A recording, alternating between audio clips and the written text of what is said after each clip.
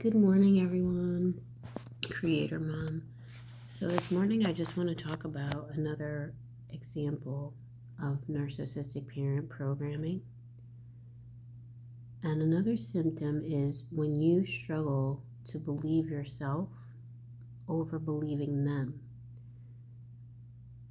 This is a hard one because obviously, as a child, you have to believe your parents in a way, or you have to listen to them, or else you can't really bear the consequences of not doing that, really.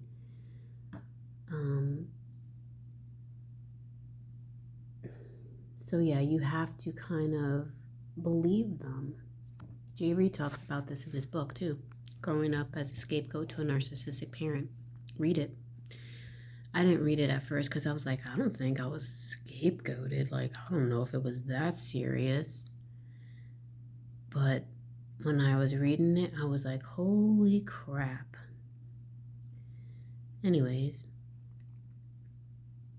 you had to believe the parent above yourself. Although I feel like with me personally, like I think that did happen, but there was an inkling in my very deep core of my being that was telling me the opposite. That was like, no, you're not selfish. You're not selfish.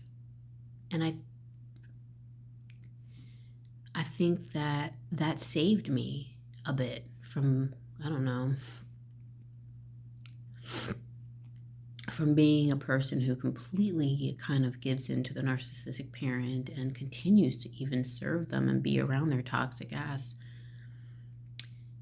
It was this thing inside of me that said, as soon as I can, I'm leaving. Because it knew that what was going on wasn't right. It knew it didn't feel good. It knew that it wasn't true. But the mind, renewing that mind can be harder, and it can be harder to separate from the narcissistic parent in your mind than it is physically. Separating physically, I feel like, is easy or easier than separating in your consciousness. I've said this before, but like, I don't want that to become a belief system either. Like somebody's going to sit there and be like, oh my God, this is going to be hard. Because then it will be hard. What I'm just saying is that it seems just a little bit more challenging, that's all. But it's possible, of course. Of course. So with believing them above believing yourself, because you'll start feeling it. Like you'll start feeling like, oh, I guess I'm an awful person for separating from them, from going no contact with them. But let me tell you, once they give you enough experiences, I think that you know how, like, say you're in a bad relationship with a boyfriend or something, and like enough is enough is enough is enough. Like you've had 20 freaking breakups and bad experience, and you're like, you know what? I'm done. I feel like that's how it is with the narcissistic parent. You think you're done, you cut them off for a bit, but then they suck you back in with their gifts, shit like that. With thoughts like, well, I guess, my kids should know them too. Like I shouldn't deprive my kids of knowing who their grandparent is, and all these like kind of like guilt thoughts, like I don't, it's my problem, it's not their problem, and they suck you back in. And then you learn again why you went no contact. You believe yourself again, because what happens is, I think when there's enough distance, you start to forget. You start to not believe yourself anymore, not believe your reasons. You don't feel it anymore. You don't feel as intense as you felt in the moment when they not just offended you, when they undermined you, when they cut you down. You forgot what it felt like. You gaslit yourself. So you go back again. You're like, all right, like let's just, give this another shot. Like it'll be fine. Like, but it's not fine because it's so bad that when you're going to visit them, you have to prepare. You got to prepare yourself. You got to like fucking pray and fast. You got to like speak affirmations into the air, into the universe, so that to make sure that everything goes right. You're like, we will have a good time. There will be no arguments. It will be peaceful. You know, like that's how bad it is. That's how fucked up it is that you have to pray yourself into it to make sure that everything kind of goes well. Because you know, once you open your mouth and say anything, say opinion or anything, it's going to go down.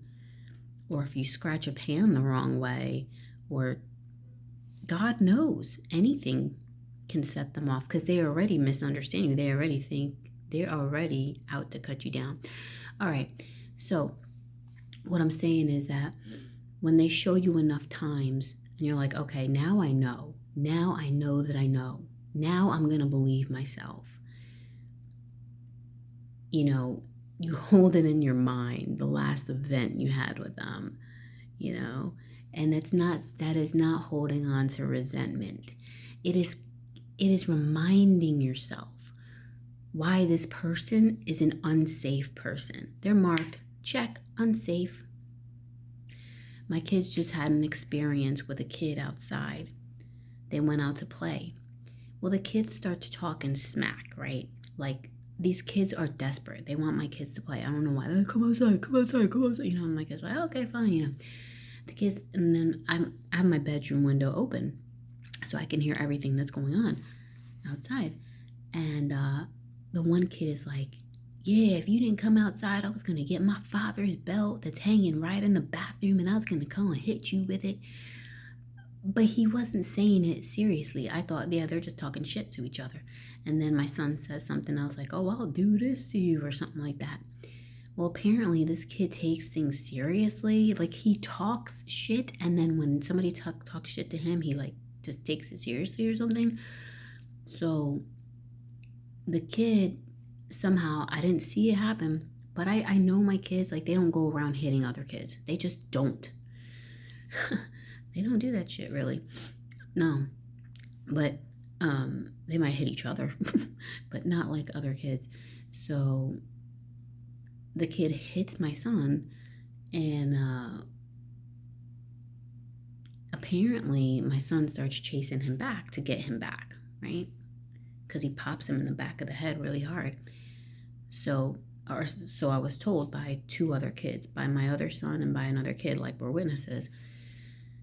So the kid takes off and runs into his house. Apparently, this is a pattern with this kid. Like, he'll hit other kids and then run into his house. And he ran to his house and told his mother that my son had hit him. So the mother, they live like, it's like a cul-de-sac, and they live like 5 or so houses down from me, kind of down. So the mother has this other kid knock on my door to tell me to come down there to see about what's going on. My kids have come in at this point, my two. And I'm like, what's going on? So I peek my head down, and I'm like, what's up? And then she's like, yeah, you got to come down here because my kids tell me that your kid hit my kid. And I'm like, I'm not going down there. You know what I mean? I felt that energy that, I don't know if she's narcissistic, but I felt that energy that comes from the narcissist that I'm used to, which is the energy of fear and intimidation. So I was like, no, I'm not going down there. Because if I have a problem with a parent and another child, I go and I knock on that parent's door kindly to talk about the matter. I don't demand that people come to me. And narcissists do this. They demand your respect. They demand you come to them. Very demanding people. So I was like, no, I'm busy. And I went back inside the house and I asked my kid, what happened? What went on? And they told me what happened. They told me that my kid got hit and he chased other kids to go to hit him back, essentially. So the mother eventually come knock on my door. And she was like, yeah, he said your son hit him. And I said, well, my son told me that he got popped in the back of the head by your son, and he started chasing him to go hit him back. And the lady quickly believed the story because I think that her son already has these issues. So she was like, I don't got time for this shit. And she just started kind of chewing him out in front of all of us. And I was just like, this is interesting. So I said all that to say, check, that kid is marked as unsafe. And I'm not saying the way he's behaving is his fault per se, because it seems like there's a lot of aggression possibly in that household. So I don't know if this kid is acting this way because he's being bullied and he wants to take it out, but he's also very fearful. I don't know, because he doesn't appear like one of those kids that wants to go around hitting other kids, but this is coming out of him for one reason or the other. So this kid is now check marked unsafe. And my other son revealed to me that this kid had hit him too the other day, like during a game of cops and robbers, right? Well, first off, it's just like, don't play these aggressive games and don't talk shit to one another, right? I tell my kids that within themselves all the time. They don't listen too much. Boys, sometimes they just like to rumble. But anyways, the kids, now it's just like, well, when he's out there or if he knocks on our door to play, like, we're not going to play with him because, he's a little bit unhinged. So, I think everybody, it's a normal thing to want to be safe and feel safe in relationships. And I think that we're a little bit desensitized sometimes because a lot of us have been through the public school system and we're taught, well, you just got to put up with people. You can't, or like you're taught that you're not good enough because you're like, well, you got to stand up to them. You got to stand up to bullies and you got to deal with these narcissistic peers of yours and things like that, Basically, we're thrown into the waters with the sharks and made to survive around a bunch of unsafe people at young, early ages, in my opinion. So, to wrap that all up, what I told my kids is like, don't be discouraged. This doesn't mean that you can't go outside and play. You know what I mean? With kids, like, this doesn't mean because this one kid is that way that all of them are that way. This just is an experience. Don't forget it. This is an experience that showed you what this person is like, that showed you that they're unsafe, and you just trust that and you just stay away from that person because you have the right to make a decision about who you're around and to say, no, I'm not going to be around that person because they're an unsafe person, whether that be physically, emotionally, whatever.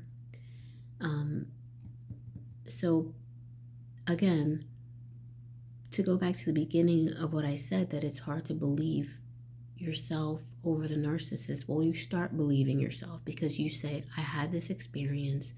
I felt this way around this person. I choose to believe myself above believing them and their lies. Guaranteed, this young man lied bold-faced to his mother right in front of all of us. He lied about the situation because there were 2 witnesses that said that this kid hit my son first. So they will lie, they will gaslight you, but you have to make the choice to believe yourself. Only you can do that.